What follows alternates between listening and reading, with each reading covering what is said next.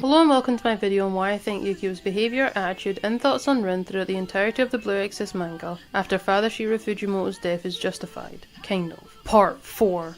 So like discussed in the first video, which consisted of me talking about most of the Kyoto arc, as I said how much, in my own opinion, that this was the turning point in the manga, and anime route if you want to go down there as well. And then touching on a little of the Illuminati arc, because really this arc is here to show us Lucifer, have Izumo get rescued when kidnapped, and to kickstart Yukio's hunger more for knowledge about his eyes and also his family.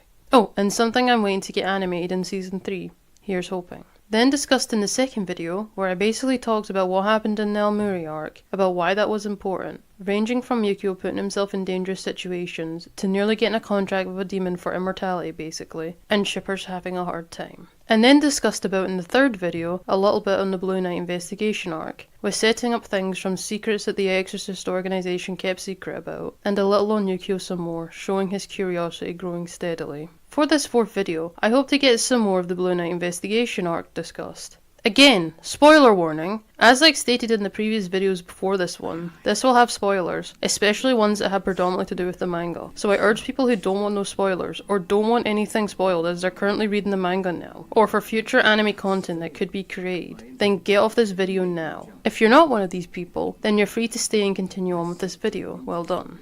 So to give some recap background information on this arc, here we go. This arc is basically talking about some of the events that happened before Rin and Yukio were born. So yeah, that's what this one is about. Oh, and also touching on the whole thing with Satan coming into the world, and how the Demon Kings did as well a little, as well as giving some history on True Cross and the screwed up nature it used to be, and its tie-in to the Illuminati basically. As you know, the Exorcist organisation was what gave birth to the Illuminati, with all the clone testing and such being conducted underground where True Cross is, in a secret forgotten exorcist place, somewhere that we later get told is called Asylum. Yeah, it's dark, and dark it was indeed. Continuing on from the previous video, we now are in volume 20, where we see the rest of the party unfold before us, where we see that they have caused the Christmas tree to go up in flames, and turns out all of them, excluding Shiemi, as she's in a Santa costume, are all wearing reindeer headbands. Can I say, for something like the tree getting burned and how everyone is laughing here, Yukio's expression here is probably what mine would be like.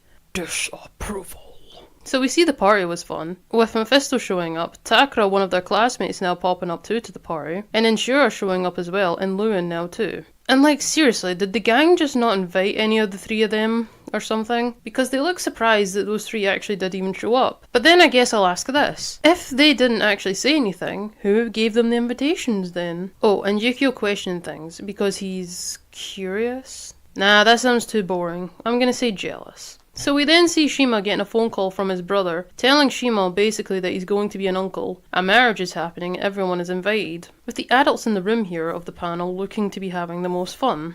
They exchange presents with Santa Shiemi, have playful banter teenage party talk, and then say goodnight. A very peaceful party if you ask me. Well, that would be the case if Rin didn't blurt this out asking Shiemi if she's gonna die because she's no longer wanting to be an exorcist, and told everyone good luck for their exams. Way to kill the mood there, Rin. But Shiemi says she's not gonna die and can't say her reason for this decision. As you know, we aren't already curious enough about her. Then we see Shura telling Rin and Yukio a little bit about their mother, spiking Yukio's curiosity here, with Shura saying things like how their mother was so beautiful, kind, had eyes like Rin, and had lots of moles like Yukio. Then going to bed. Very informative, I must say, Shura. Thank you. Well, that happened right after we found out Shura apparently was living with Rin and Yukio in the old boys' dorm, and then seeing some funny, dirty, inappropriate dialogue innuendo. After all that, Rin and Yukio got to bed, with them discussing what Shura told them, as Rin says he's glad that he knows his mother existed for real now, but that's about it on his end. Then Yukio asks if Rin wants to know more about their birth, only saying Rin couldn't care, and then Rin confirming that fact then by dodging the topic with saying he needs the toilet. Great excuse there, Rin, you 5-year-old.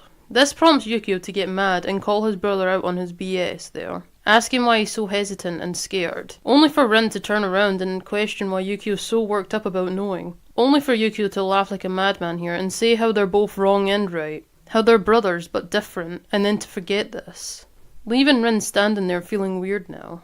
Poor guy.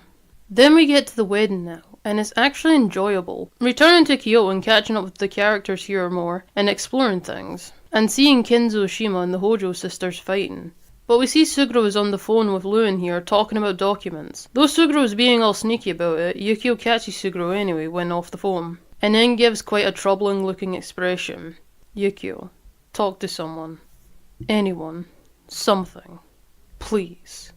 We then get some time with Shima and Konakomuro talking, Shima getting beat by his brothers in a sparring contest. Then they have a New Year celebration with Shiemi and Rin having some lighthearted talking. Then they talk about Yukio, and then they get called out by Kenzo, and then they have the wedding on New Year's Day. So much in so little time. And let me be honest here, the expression on Rin's face when saying what he does about Yukio is rather genuine, as Rin's worried and scared. Same goes with Shiemi here, as she's worried for Yukio too. And then right here, when Rin and Yukio are helping with the finishing touches to the wedding, with what Rin says and Yukio replies with, is very telling of his character here. He simply doesn't know how that feels, as remember, Yukio and Rin were treated different when brought up, and Rin's expression here proves the somber tone in which Yukio must have answered with. They finally start the wedding, kind of, as Yukio and Suguro are having another moment together, with Yukio questioning Suguro if he wants to know something about Shiro, and then asks what Luen is investigating. Then we cut to Luen carrying out more investigating and doing, well, Luen things. Then we see Yukio asking Suguro if he was the one that caused the death of that monk at the monastery, the one Luen interrogated for answers, only for Suguro to say he can't say. And this makes Yukio play it off like nothing happened. All joking aside, the wedding happens, and is lovely. Nothing bad happens. But what's this? Suguro getting a phone call from Luen about work, and Yukio noticing cautiously, almost like a murderer. And Suguro takes his phone call outside. But we see Yukio followed Suguro, grabs Suguro, and then pushes Suguro into a closet-looking space. Then Yukio points a gun at Suguro. Yukio then demands Suguro to tell him about his and Rin's birth, only for Suguro to get freaked out, as you do if a friend points a gun at you, and questions Yukio if he's gonna really do it. Only for Yukio to snap out of it, physically and mentally, laughing it off and then walking away, like the psychopath he is turning into. But Suguro doesn't want to let it go there, as he stops Yukio and asks what's going on, only for Yukio to remind Suguro that he's their superior and that Suguro should let go, which Suguro does. Only for Shima to shortly stop Yukio and say how Yukio was advised to seek out help rather than to threaten others. Only for Yukio to reply with how no matter who he'd turn to, no matter what, everyone would always give him different answers, or sometimes lack of an answer. Then he gets a call from Shura to help out, as demons are attacking the place badly, which he does. We see Shura and Luen fighting a Cyclops, which she wins. Now we see Yukio has arrived there too and is helping out. Then Luen calls Yukio out and points a gun in Suguro's face. Then for Luen to tease Yukio a bit about saying how Suguro told Luen on the phone that Yukio wanted to know what they were investigating, which then leads to a great pissing contest between Luen and Yukio on who's more vain. Honestly, those two.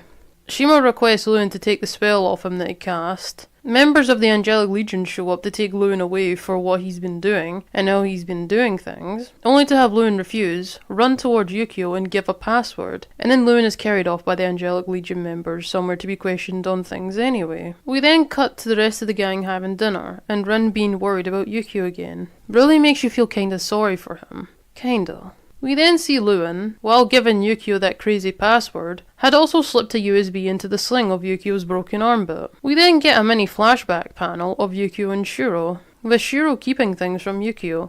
Poor guy. Then back to present Yukio and what is on the USB file, causing him to chuck the computer against a tree, breaking it outside. Now the reason for Yukio's frustration here is because it's telling us whatever information he looked at on the USB wasn't what he was actually necessarily wanting to know. But the file did contain information about the Knights of the True Cross, on how they actually were, and how twisted of an organisation they were, like the Illuminati. While frustrated, Yukio took his rage out on killing demons. That's right, Yukio, you work through that pain, only to be relieved for the night. Because the first reason is Yukio's a minor, then it's changed to saying Yukio was fighting recklessly. The second one should have come first, but okay. So Yukio takes the train home, or well, not back to the dorm that Rin and Yukio share. choosing to go to Shiemi's family shop instead. As this part here where Yukio saying he doesn't want to think anymore is pretty telling. He feels disgusted and betrayed with the lies he's been told, and fighting for the people Yukio thought were what stood for good in the world. Then we see another follow-up to past younger Yukio and Shuro, continuing on their conversation, and we see Yukio has indeed run away from home before in the past because of being kept in the dark about things, especially about things that concern him too. And we see it's Shiemi who had brightened Yukio's mood, listening to him and talking with him about things, which he needed and probably why he subconsciously went here again, seeking out a friend. Shiemi spots Yukio outside, invites Yukio inside. Shiemi recalls what happened last time this happened, makes tea and they sit together, talking, getting things off their chests. And Yukio admitting how he doesn't have any decent family or friends, only for Shiemi to remind Yukio that she is his friend and that Rin's worried about him. Only to have Yukio freak out, and then Yukio runs away, leaving a crying, upset Shiemi. And then he tries committing suicide, fails, and we see Yukio's demonic powers save him. And Satan is also speaking through him. The reason I came up for why Yukio does this is because I think he seriously has trust issues. Obviously he's been lied to for ages in the past, and he doesn't want Rin to help him. He doesn't want to rely on his brother, as it makes him feel weak and inferior. So we see Shimo shows up and comments on Yukio's look, angering Yukio a bit more here. Then we move over to the rest of the gang and Rin, seeing Shiemi running into the dorm. Just as Suguro and Rin are about to speak about Yukio, they stop upon seeing a crying Shiemi yell how the problem Shiemi has involved Yukio. And the look on Rin and Suguro's faces say it all. They are concerned. Big time. I'm afraid we're going to have to wrap this up now and continue in another video on this, as this one is getting pretty lengthy now. Anyway, like always, if you found what I talked about to be of interest, then please feel free to like and subscribe and comment if you guys like. And like always, see you next video.